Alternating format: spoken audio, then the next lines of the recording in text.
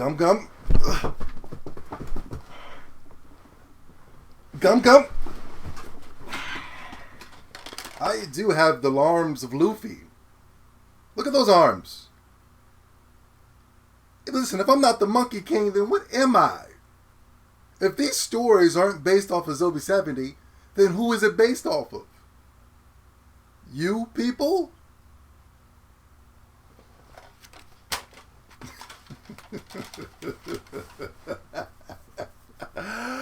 I tell you, ladies and gentlemen,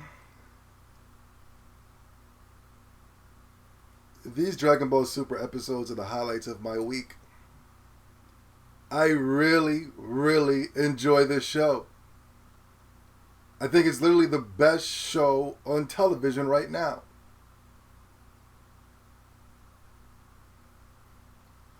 One more thing. I didn't see the movie. I got a couple of things to get out of the way before I start getting to the review. I didn't see the movie yet. Please, no spoilers. But I think I'm going to hold off on the movie because I heard that it was going to come in the Dragon Ball Super storyline. So I'm thinking if I hold off on the movie, let me know if I should just watch the movie or whatever. But if I listen to you guys, I mean, I don't, because I already seen the movie for Dragon Ball Super as we're seeing right now. We're just getting a recap, if not more extra information to stretch it out a bit. I think coming into Dragon Ball Super and what happened with Frieza and things of that such, and everybody going Super Saiyan God, Super Saiyan, that if I go into it with raw eyes and things of that such, I think it'll be a better experience. I think I'm going to do that. Another thing, today's episode, Goku finally reached Super Saiyan God. I remember I made a statement a long time ago when I first heard the announcement of Super Saiyan God, Super Saiyan, that I thought like these new transformations were catered to more of a kid-based and things of that such, and it's to sell merchandise and those things of that such, and it is. But you got to think about it in a way of the story of the Sun Wukong, and that Sun Wukong had 72 forms of transformation.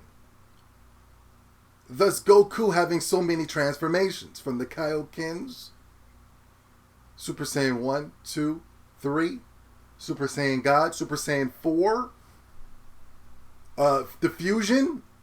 All these different type of transformations go into the aspect of the transformations of the Monkey King. Anyway, let's get into today's episode. I thought today's episode was great. It was amazing. It was funny. It even had something for you Vegeta fanboys. In today's episode, Goku brings forth the power of Shenron. This always bothers me because every time we see Shenron, it's always in the aspect of him being, serious, hurry up, impatient, you're wasting my time. What am I doing being with you peasants right now? But every time he sees Lord Beerus, from the movie to now, he gets scared, ruffled. Very interesting shit right there, man. It's very weird to see Shenron in this state. Another thing. Shenron lays out the commandments of saying you need to have 5 pure-hearted Saiyans in order to reach Super Saiyan God form. When you think that, you think, oh, there's no way in the world Vegeta can be that Saiyan that's pure of heart. The man has been going from planet, destroying planets, eating body parts, killing motherfuckers, stomping on motherfuckers' heads. There's no way. Looks like I was wrong. Looks like Vegeta's finally reached that level of compassion. And I said that came in last week's episode when he's finally cared for somebody other than himself. And that is with his wife, Bulma. Speaking of last week's episode, I didn't reach on, and we'll get on that real quick. Was Bulma, quickly in the comment section, was Bulma offering Oolong some pussy in last week's episode? She was like, yo, if you can win this rock, paper, scissors battle against Lord Beerus, I will give you anything you want. Was she offering him? And when she said that a coconut fell, a piece of glass broke. Wind was it was like, wait a second, what's going? Was she offering him some nice tight Asian puss? I don't know. Anyway, let's get into it. Yeah, so then, everybody thinks let's go towards Goku to give him this Super Saiyan God form, but here comes the Vegeta fanboys in the aspect of saying, well, how come Vegeta can't do it? And Vegeta says, how come I can't do it? Goku says, come on, man. You can go next time.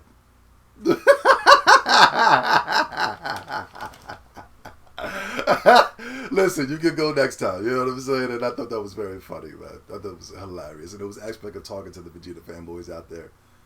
Let's see. They tried to raise up their power levels and release all their ki and energy into Goku. It didn't work. And then Whis came out with knowledge. Whis is not playing around and being goofy anymore. And I actually like this about Whis. And he's like, trying to explain that. No. You're going to need 6 Saiyans. You're short 1. And not at that, you're not supposed to release all your ki and energy into the person. You're supposed to release that pure heart into that person. That's when Videl comes and it says we have a new baby coming on board. And this is what's very funny. You guys, did you notice the sneak shot that Satan called on Gohan with a mean elbow to the chin? Bow! Kept him flying, you know what I mean? That was a mean sneak shot. He was excited, yes, for his baby girl, but he sneak stopped the shit out of Gohan. Very funny. Very funny. So, basically they all line up in a circle. Fidel's still in there in the middle. They're releasing their pure heart energy on him. Things aren't working, so Goku says, Vegeta, you might not be pure hearts.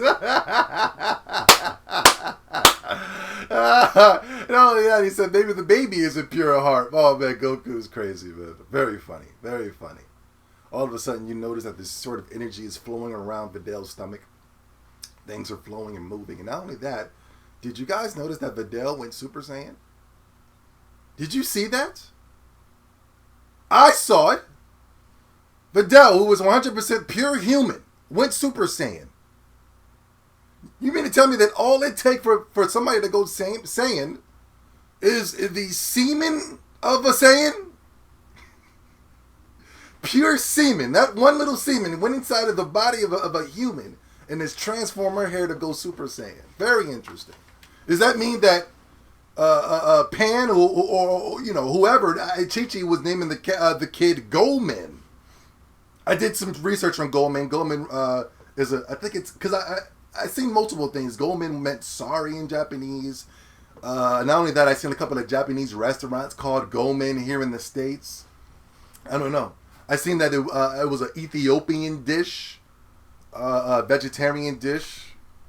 So I'm not really too sure what Goldman means. I guess they'll explain that later on. I'm pretty sure we got some intelligent Japanese wannabe nerds in the comment section explaining what Goldman means right now. But like I said, this is an alternate timeline, people.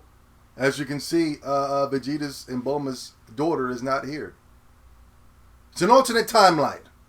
It's not the same timeline that we know. Parallel universes. It's beautiful. I love it. Anyway, yeah.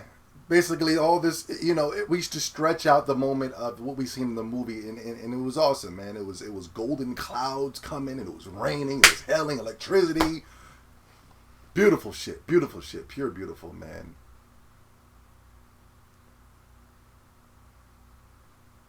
All of a sudden, after all those things took place, my man Goku has reached Super Saiyan God. It's a beautiful thing, man. Chi-Chi noticed that he turned a little younger. I never paid any attention to that, but he does look younger. You gotta understand, people, Goku is 50 years old. The man doesn't age. I'm 50 years old. I don't age. All in all, man, I think the episode was just pure beautiful, man. Amazing. I even caught feels a little bit. Like, you know how you anime nerds say, I'm catching the feels right now. Just straight homo shit, you know what I mean? But I gotta admit, I caught the feels this episode. Straight homo shit. Caught the feels big time. Seeing Goku transform to Super Saiyan God. Not only that, he had a serious demeanor about him. Turned around and looked at the squad. Looked at Beerus and said, "You know what, Lord Beerus? Sorry to keep you waiting." Amazing episode. 10 out of 10. IGN. Too much filler. 7 out of 10. Naruto fanboys. Better than Naruto. 3 out of 10.